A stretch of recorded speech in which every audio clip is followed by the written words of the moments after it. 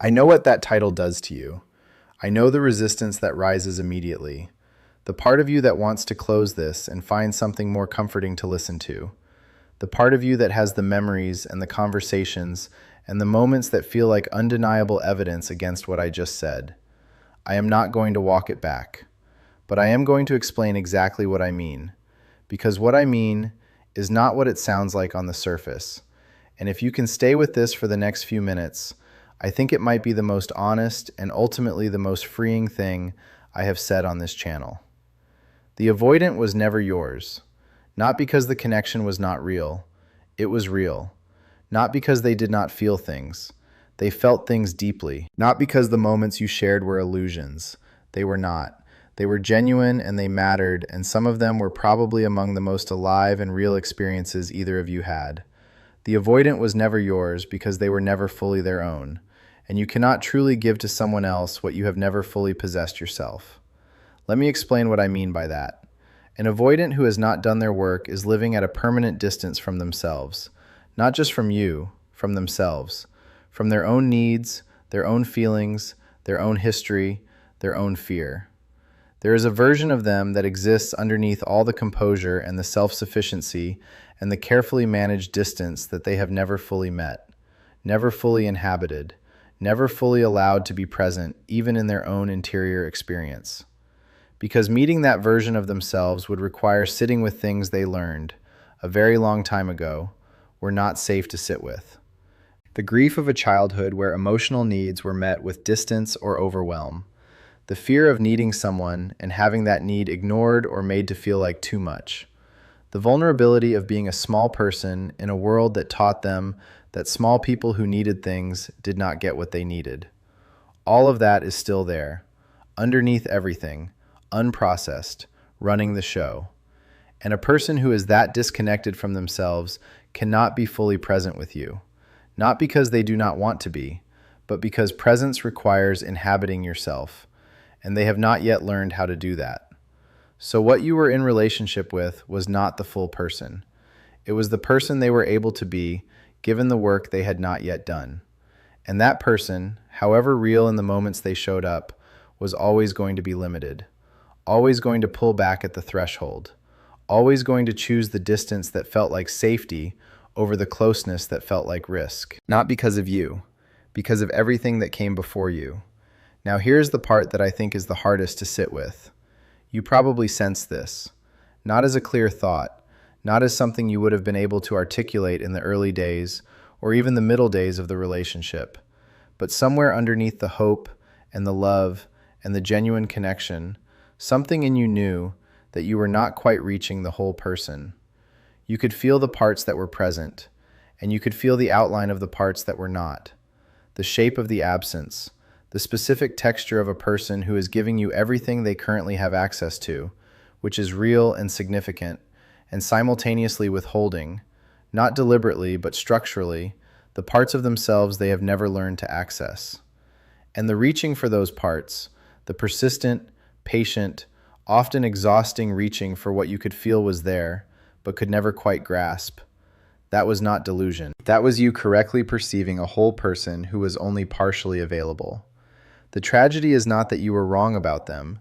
The tragedy is that you were right. You saw something real. You felt something real. And what you saw and felt was genuinely there. It was just not yet free. So what do you do with that? I think the first thing is to grieve it accurately. Not the relationship you had. Not only that, but the relationship that was structurally impossible given where they were. The version of them that you could feel underneath the surface and spent so long trying to reach. The potential that was real and the gap between that potential and what was actually available. That grief is specific and it deserves to be felt specifically. Not as bitterness, not as a verdict on them or on yourself, but as an honest acknowledgement of what was lost. Not just what was, but what could not be yet. The second thing is to understand something about your own role in this, because I think many people who find themselves in deep, sustained connection with avoidance are not there by accident. There is often something in the person loving the avoidant that recognized the distance and chose it anyway.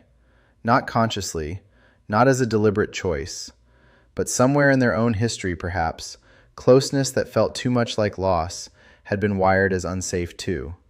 And the avoidant, with their beautiful, genuine, carefully bounded presence, felt like exactly the right amount of close, safe enough to love, distant enough not to fully risk. I am not saying that to add to your pain.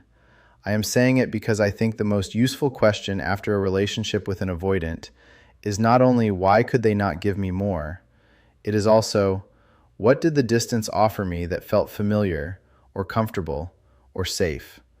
Because the answer to that question is not about them at all. It is about your own work, your own history, your own becoming. The third thing is to hold what was real without letting it become the story you tell about what love is.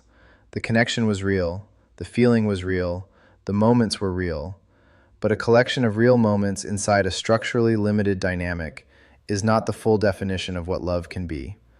And some people, after a relationship with an avoidant, carry the intensity of that dynamic as the standard against which all future relationships are measured. The longing, the push and pull, the electricity of intermittent connection, the specific aliveness of reaching for someone who is just slightly out of reach. They mistake the intensity for depth, and they find that relationships which are consistent and stable and genuinely available feel, by comparison, somehow less real, less alive, less like love. That is the lasting damage of the dynamic if it is not understood clearly. Not the loss of the specific person, but the recalibration of what love is supposed to feel like. Love is not supposed to feel like longing. Love is supposed to feel like home.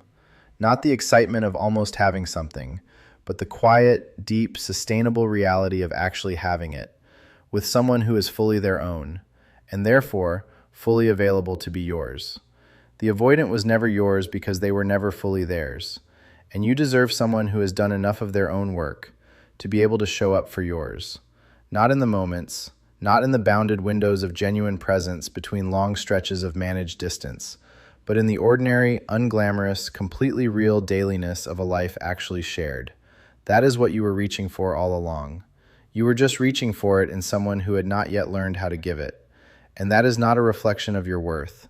It is simply the truth of where they were, and where, with the right work and the right willingness, they might still arrive, just not necessarily with you waiting at the door when they do.